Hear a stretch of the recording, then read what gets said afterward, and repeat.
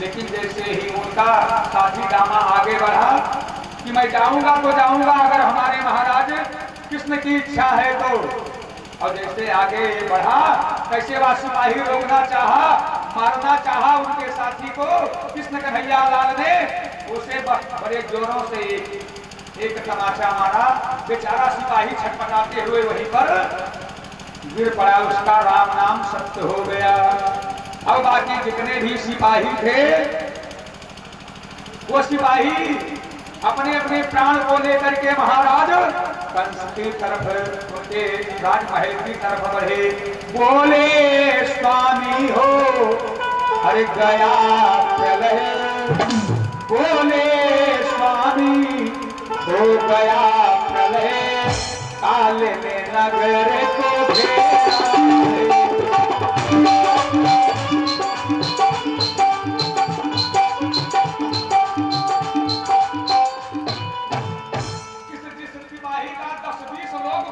बिगाड़ सकते थे उसको एक बच्चे ने एक ही तमाचे ने और धराशाही कर दिया, राम नाम संत कर दिया।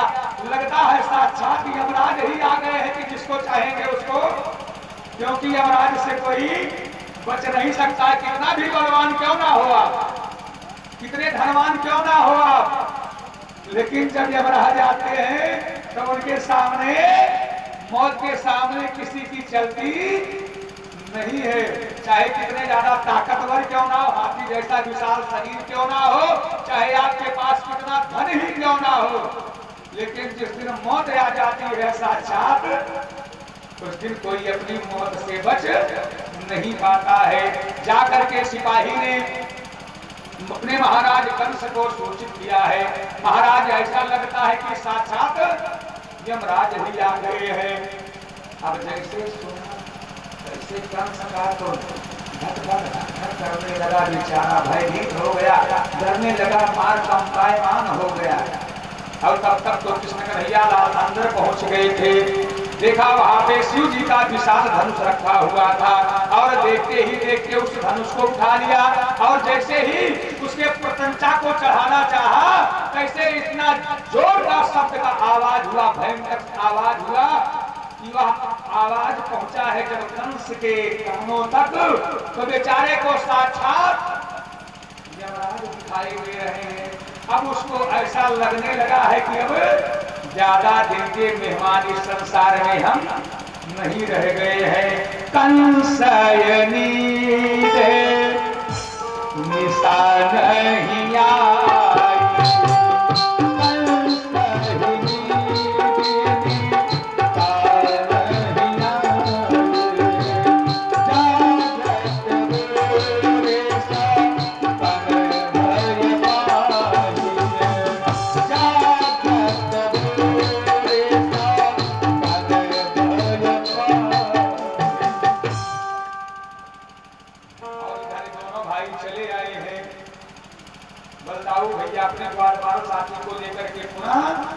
बाबा के पास शिविर में पहुंच गए हैं।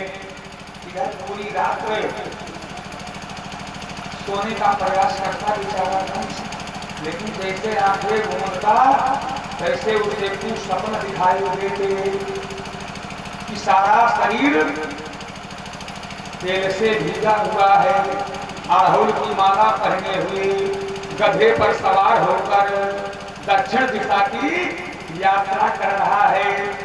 और जिसके जीवन में ऐसे स्वप्न दिखाई दे तो समझ लेना चाहिए कि अब इस संसार से समय सीमा पूर्ण हो चुका है, बस ज्यादा दिन के मेहमान नहीं है। उसको स्वयं के अब ऐसे ऐसे स्वप्न दिखाई दे रहे हैं कि बेचारा पूरी रात सो नहीं पाया है। जैसे सोने के लिए आंखें बंद करता, अच्छा जब अच्छे स्वप्न हम आप देखते हैं तो बड़े आराम से देखते हैं, अगर सुबह पूछो तो बता ही नहीं पाए जल्दी। अब लेकिन अगर बुरा कोई डरावनी भयानक स्वप्न जब देखते हैं तो तुरंत ही उसी समय आंखें खुल जाएंगी। अब वो भूलेगा नहीं आपको, उसका याद बना रहता है।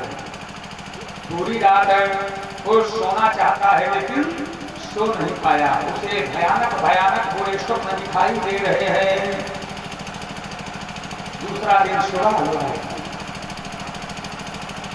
आज रंगशाले का आयोजन जो कृष्ण के मारने के लिए षड्यंत्र के रूप में रचा गया है, अपने कंस में साथी सिपाहियों मंत्रिगणों को सावधान कर दिया है कि अब हमारा काल आ चुका है। इसलिए अब की बार किसी भी तरह से, क्योंकि एक बार वो यहाँ से आकर के और चला गया, इसलिए अब की दोबारा ये यहाँ पर आया है अपने मथुरा में। इस प्रकार से किसी भी प्रकार की चाल वह न चल नहीं पाए, वह हमारा काल समाप्त ही होना चाहिए। चारों ने कहा महाराज आप बिल्कुल चिंता ना करें, अंदर वो रंगशाले में प्रवेश ही नहीं कर पाएगा, रंगशाले के द्वार पर ही उसका काम तमाम हो जाएगा।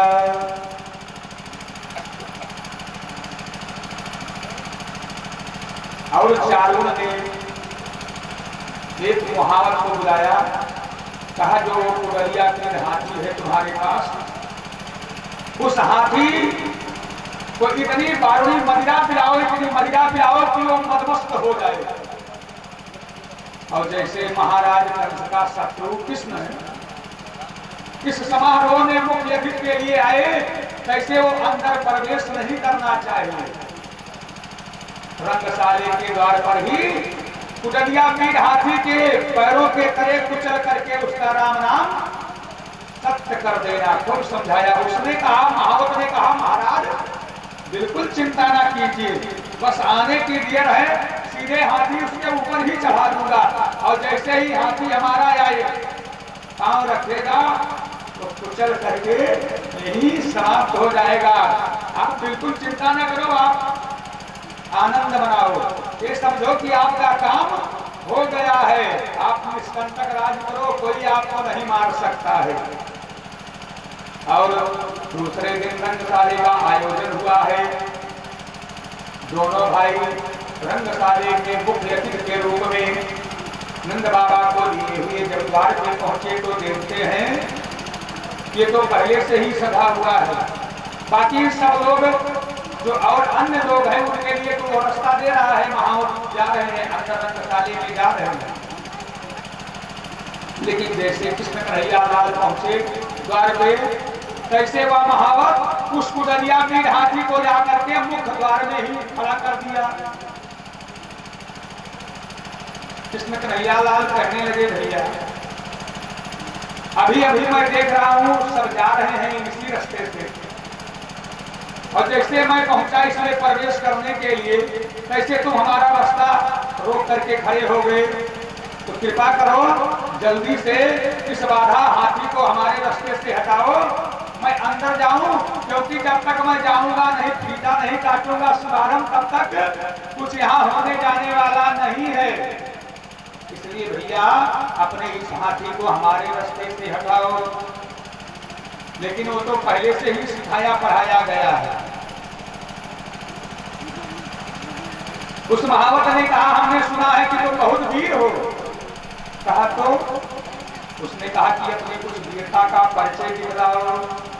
कृष्ण कन्हैया लाल ने कहा भैया उसके लिए मामा ने नहीं बुलाया है वीरता का परिचय दिखाने के लिए, यहाँ तो बुलाया है रंगशाले का उद्घाटन करने के लिए, शुभारंभ करने के लिए। वीरता के लिए बुलाए होते तो उस वीरता के हिसाब से आए होते। उसने कहा नहीं, यदि तुम्हें बल हो तो हमारे इस हाथी को अपने बल से हटा करके और तभी ही तुम प्रवेश पा सकते हो, क्योंकि यहाँ बलवानों के बलवान आए हैं, और इस रंगशाले का शुभारंभ वही करेगा जो महाबलवान होगा। कहा ये बात है। और उसने कृष्ण कन्हैया लाल को मारने के लिए महावत ने हाथी को आगे बढ़ा दिया, और हाथी चिघाड़ते हुए कृष्ण कन्हैया लाल के ऊपर अपने पांव को रखना चाहा कि मसल कर ही समाप्त कर दो। और लेकिन कृष्ण कन्हैया लाल ने बड़ी ही फुर्ती से कूद करके हाथी के दोनों दांतों को पकड़ लिया और इतनी जोर से उसे आसमान की तरफ उछाला कि दोनों हाथी के दांत कृष्ण कन्हैया लाल के बचे ही रह गए। वह हाथी इतनी जोरों से ऊपर को गया और बड़े वेग से जितनी जोर से गया था उतनी नीचे धड़ाम से गिरा, उसका राम नाम सत्य हो गया। महावत और कुडलिया तीर हाथी का राम नाम सत्य हो गया, बाधा हट गई है। अब एक हाथी का दांत कृष्ण कन्हैया लाल ने कंधे पे रखा और दूसरा बल दाऊ भैया को दे दिया। और जब रंगशाले के अंदर प्रवेश करते हैं, दंत कंत धरे हरे हरि की यशोदा,